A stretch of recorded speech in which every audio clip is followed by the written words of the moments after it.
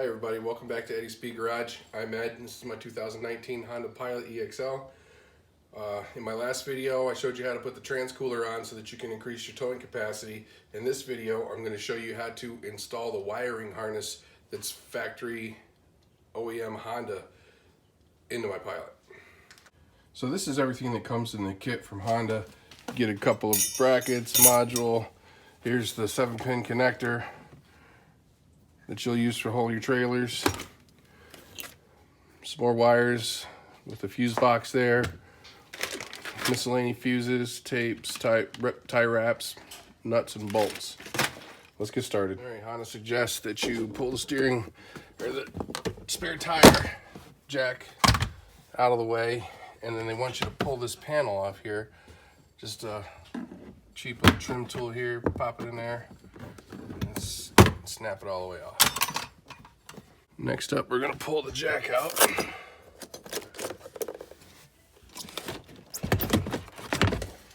That's pretty easy, pretty straightforward there. Now you have access in here and back here to connect your wires. All right, next up, we're gonna assemble this module here, and really all you have to do to assemble it is take this bracket. Make sure you're pointing in the right direction. Slide it on.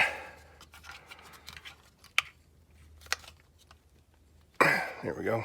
And then we'll just install it back here, and I'll show you what they mean by that. Okay, so this is the bolt that you want to use here. It's the one with the lock washer and the washer. So you go ahead and start it, and then you position this in the hole, come from behind, slide it over because that hole is slotted, and then tighten it up. Because of the space issues, I'm going to show you the before and the after, and I'm sorry this video is going to be pretty segmented because there's just not enough room to show you everything. All right, there you can see the module is installed. If you look right there at the center of the screen, that's the slotted bolt hole with the washer on there. You just put it in on one side from behind, slide it over, and then you tighten it up. What you're looking for. It's taped to itself up there in the hole, so it's going to make it a little difficult for you to get it down. But that's the next step. You got to get that down. So here's a close-up of the 14-pin connector. It was a bit of a pain in the butt, but we got it out of there. All right, this is the control unit harness. We're gonna thread it up through the bottom and plug it into the 14-pin connector, and I believe we're gonna snap right into that little hole, or this one here. All right, so actually there's a hole in the back side of the panel that'll snap into. It's not one of these out here like I thought it was. Okay, so next we're going to install this 12-pin connector into the module that we installed earlier. That one right back there. Okay, it's plugged in. And I just want you guys to know that a lot of the stuff you're going to be doing during this is going to be blind, so you're going to need to have a lot of patience. All right, so next, we're just gonna remove this grommet.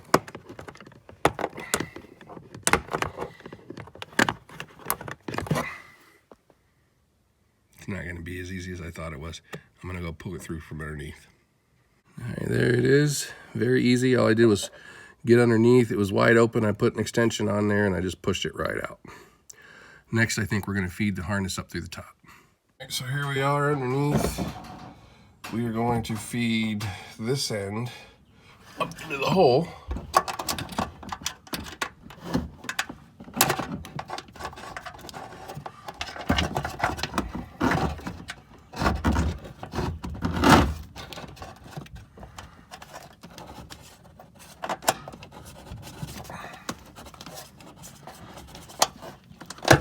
There you have it. It's sticking up out of the top. You have the fuse box up here still to hook up. Not much to it so far. All right, so next we're going to install this bracket. It holds that little control module there, and it attaches right there with that square hole and the round hole. So we'll get that done. And like I said, I won't be able to videotape it, but I'll show you the before and the after. All right, the bracket's in place. One thing I forgot to mention is that the wire you stuff through the bottom has a ground on it. You want to attach that to that bolt as well while you're screwing it in. It's two white plugs together, and then they will snap into that hole on that bracket right there. There you have it. Their 2 wires are joined and they're connected to the bracket. All right, now we're going to install these 2 relays into the fuse block there, and then we'll install it on the bracket. Relays and bracket installed, it just clipped on. And it looks like there should be a cover for that, but one didn't come in my kit. I'll double check, but for right now, I guess that'll be okay. It's inside, so we'll be fine. All right, for right now, it looks like all I have to do, close everything back up. This back in there. There you have it, all closed up. There's the trailer wiring there. We're gonna conclude this video with that being right there for now. We're still gonna go to the front where there's a few fuses and stuff we have to put into the box under the hood, but I'll show how to install that when we install the hitch. All right, so we're under the hood now. This is the auxiliary fuse box, or secondary fuse box. So what we're gonna do now is we're gonna put a 30 amp fuse in this far right receptacle here, and then 2 20 amp fuses here. Big fingers.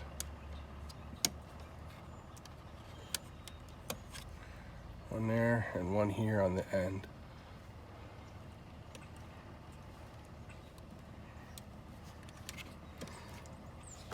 And then you put your cover back on. So that's it.